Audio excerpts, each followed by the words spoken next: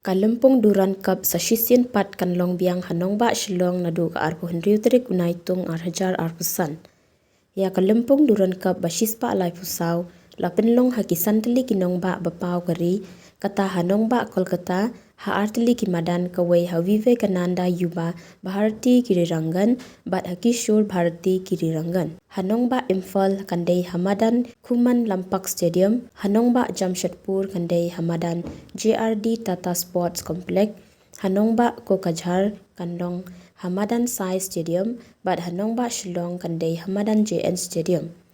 Don Arf Southli ki club ki baya shimbenta hakane ka lempung ye lekai ball ka behe bat yakine lapia haki Henry Utli ki group kata Southli ki club hakawai ka group ki club ki badan haka group E ki day ka Shillong Lajong FC ka North East United FC ka Rangdajit United FC bat ka Malaysian Armed Force kini ki Southli ki club ken yakhun haka nongba Shillong nadu ka Arpo Henry Tarik NAITUNG hadu ka khatwai Tarik Unailar Arhajar Arhusan.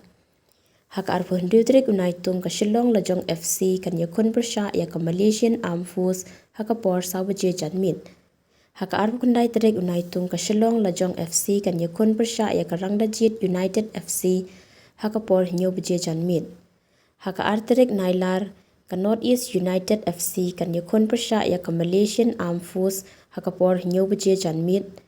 Hak San Tarik Unailar Rangdajit United FC kan yakhun PYRSHAH ya ka Malaysian Armed Force haka PYR hinyo baje janmit haka pra Tarik Unailar ka Shillong Lajong FC kan yakhun PYRSHAH ya ka North East United FC haka PYR hinyo baje janmit bat haka khatwai Tarik Unailar ka North East United FC kan yakhun PYRSHAH ya ka Rangdajit United FC haka PYR hinyo baje janmit ki Riu 8 football ka jilla khamtam nanong ba Shillong kin sayo ban sakhi Henry Utli ki jinye lekai HJN Stadium Shillong. Yakini ki jinye lekai Duran Cup in pin live telecast tang ha Sony Sports 2 but ha Sony Lift.